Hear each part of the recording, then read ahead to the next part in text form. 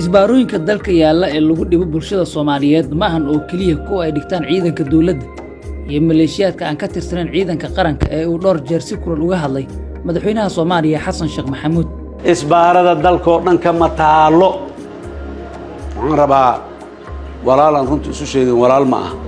dalka oo dhan isbaara kama jirto deegaanka aad degantihiin isbaara ka jirta Hirshabeelle isbaara ka jirta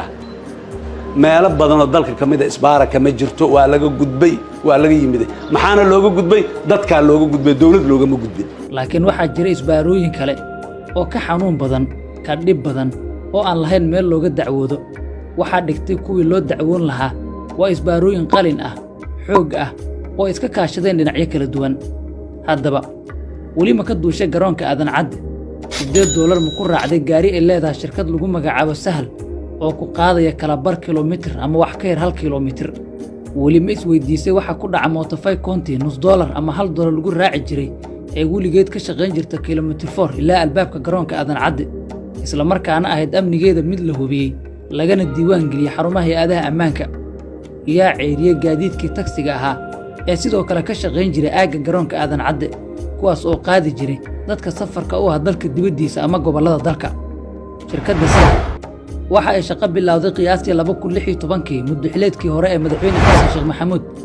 dadka la si rasmi ah looma oga laakiin qofka aad weydiiso waxa uu ku sheegayaa inuu leeyahay madaxweynaha Soomaaliya Dr. Xasan Sheekh Maxamuud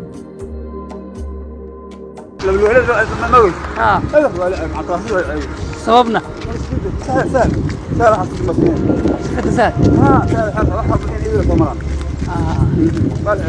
qofkii soo degay iyo qofkii baxayba ma qaadi karaan taxi ma ka shaqeeya baabuuran sahlayn inta kama shaqeeyo يا اسكال سهل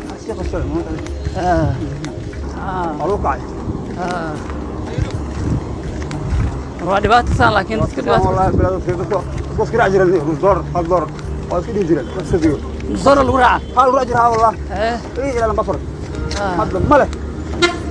ايغن ما قال الوراعة سهل $6 ايه اللي عارفه ما $6 ويا عكاز ايه اللي عارفه أسكرتها محيك فائدة يعني بس العرس يعني دورة مش العرس يعني والله بالله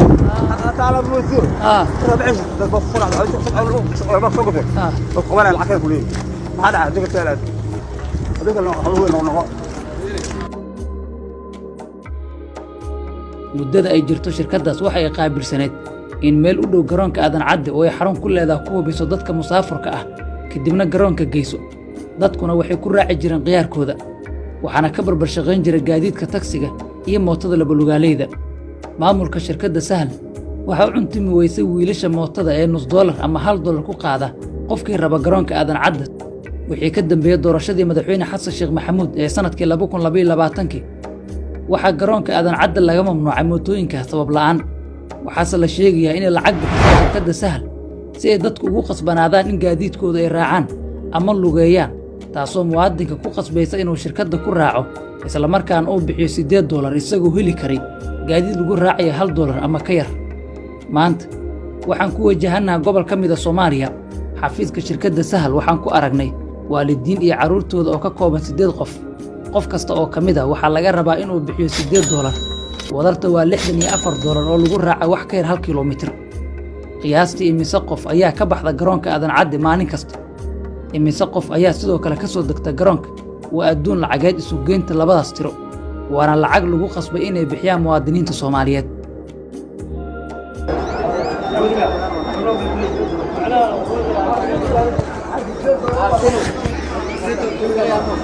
laba qolbana labadii mufteed ba oo xataa andaa alaab wadan ba $6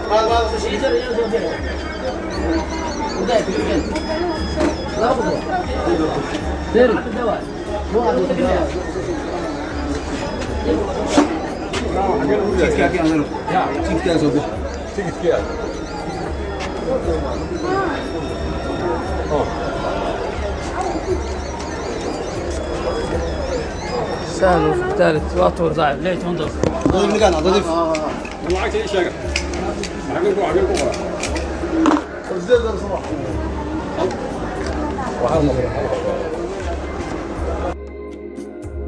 go'aanka shaqada looga ceeriyo dhalinyarada Soomaaliyeed ee wada mootada laba lugaaleyda sidoo kale waxa uu saameyn xoog leh ku yeeshay boqolaal kale oo boorsooyinka u qaada dadka musaafirka ah ee raba gudaha garoonka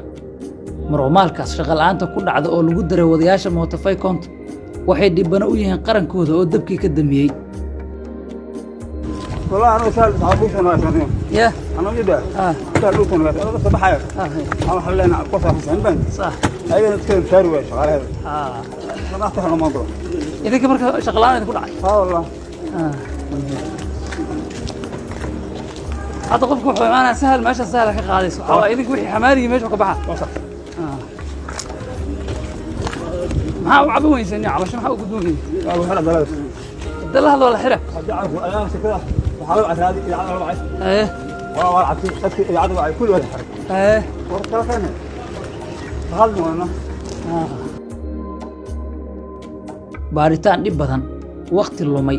lacag aan sharci ahayn oo si qasab ah loo qaado muwaadinka Soomaaliyeed iyo dhibaatooyin kale oo badan kadib markii ay tagaan qaybta sugitaanka diyaaradaha ee aadan cad oo ay saacado badan fadhiyaan shacabka Soomaaliyeed waxay akhbaar laga daaray samiicad garoonka taalla ku helayaan inay baaqatay diyaaradii ay raaci lahaayeen waxaana dhacda in diyaaraddaas ganacsatada iskale ay ka kiristaan siyaasiyiin hay'ado ama madax kale oo Soomaali iyo ajnabi ah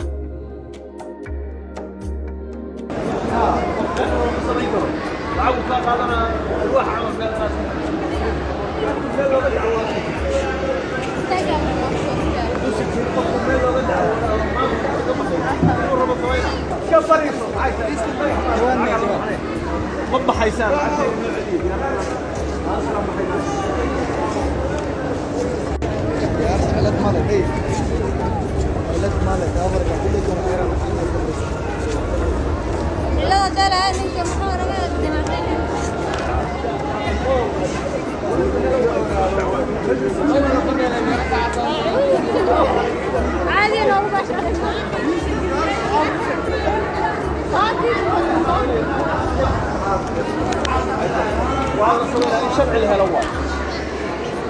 أدوك وأنا شرعي للوكالة المامورات واجرة معك راعي ديار هذا شرعي واجرة هذا أمس دعوت أوكي يمكن أن هذا واشترينا وفرسنا محمد وفينا من مرحلة إيربورت مرحلة إيربورت هذا هلين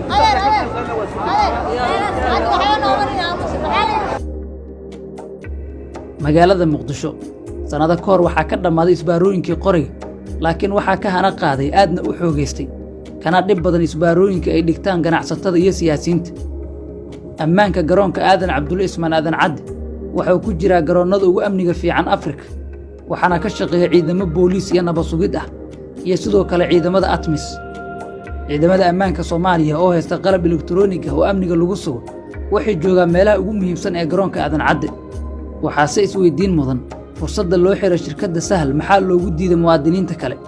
maxaase loogu qasbay shacabka Soomaaliyeed in lacag qaali ah ay ku raacaan gaadiidka shirkaddaas Maryan maxaa rabtaa haye waa bilaabata ma diyaar baa raashinka maba karin macbuudko maxaad ka wadaa maba la jeclee ii fasir ma rabtid noo